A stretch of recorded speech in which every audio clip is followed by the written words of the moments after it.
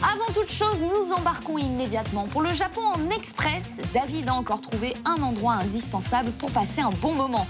On revient en France ensuite pour retrouver toutes les bonnes infos à retenir de ces derniers jours. C'est parti pour les news.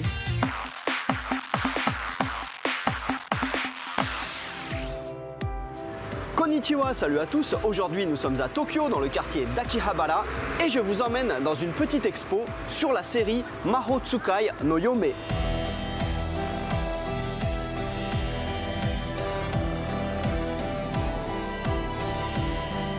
Nous sommes à l'intérieur de la galerie Akiba Shiho et Mahou Tsukai no Yome, en anglais c'est The Ancient Magus Bride.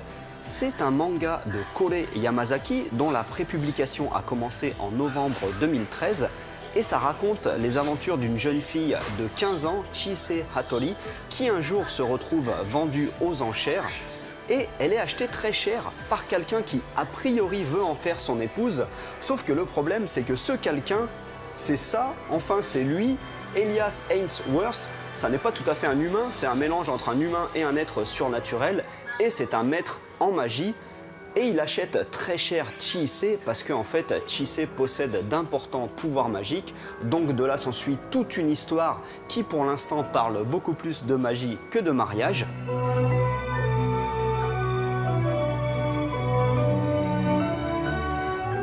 Dans cette expo, il y a quelques très belles illustrations en couleur, mais la grande majorité, ce sont des dessins préparatoires en noir et blanc, souvent mis en scène dans une décoration superbe, et c'est classé par grands thèmes, les personnages principaux, ceux qui les accompagnent, les sorciers, le thème de la relation entre les différents personnages, en particulier la relation très spéciale entre Chise et Elias.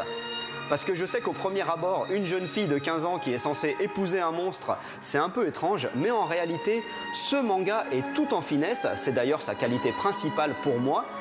Et au niveau des dessins, presque à chaque fois, on a le droit aux planches préparatoires originales et juste à côté, la version finale telle qu'elle a été publiée dans le manga.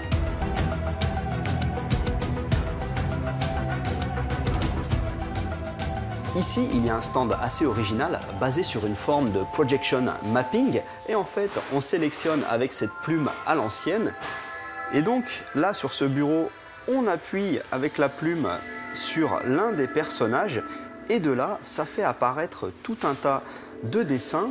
Et ce qui est intéressant, c'est que ça présente à chaque fois toutes les étapes d'une même planche, depuis la planche préparatoire jusqu'à la planche finale du manga.